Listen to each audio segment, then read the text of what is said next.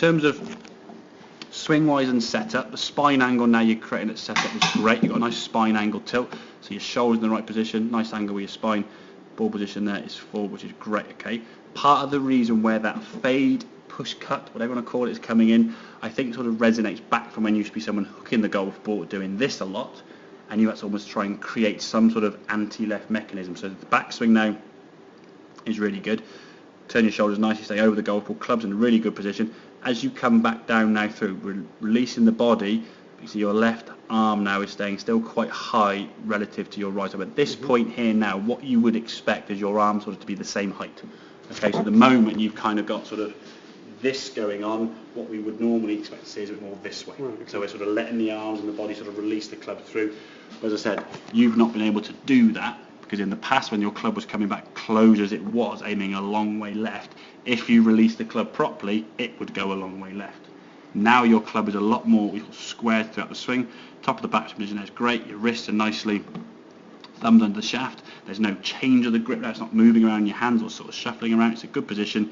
It's just allowing that club. Now in some ways it's more of a trust issue that it's not going to go left. You played golf for 3, 4, 6, 8, whatever month it was prior to the lessons, fearing a hook, and the ball just goes straight left, and not knowing what to do to try and cure it. But okay, if I sort of block my arms forward, it'll kind of hit the ball towards target.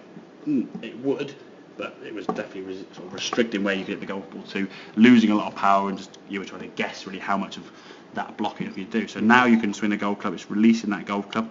I wouldn't say it needs to be too much too soon, because you're not really in a massive push fade. But on the golf course, I'd imagine that's probably a little bit more of an effect, because you're getting a little bit sort of on the 7th on the mat, because I don't want to go left, so I just try and pull it a little bit left hand side, and this arm bit's a bit high, the club just come back in leading a little bit late and open, rather than that, almost sort of the vision of sort of throw a rugby ball. So you throw a rugby ball that way, not that way, and that's kind of what you get into. Okay, so if we can avoid that movement to any point, and that's basically what you got to think of when the fade or the push cut comes in, that left arm is a little bit too high and almost pushing the ball to target, an anti-left mechanism which you just created from hooking the ball for as long as you did. Okay, does that make sense then? Yeah, because the swing's looking, I mean, the setup wise great, in a really nice relaxed position, the grips there good, taking the golf club away now, top of the backswing, really good, swinging down, good movement through the ball there with the body and the club and staying behind it nicely.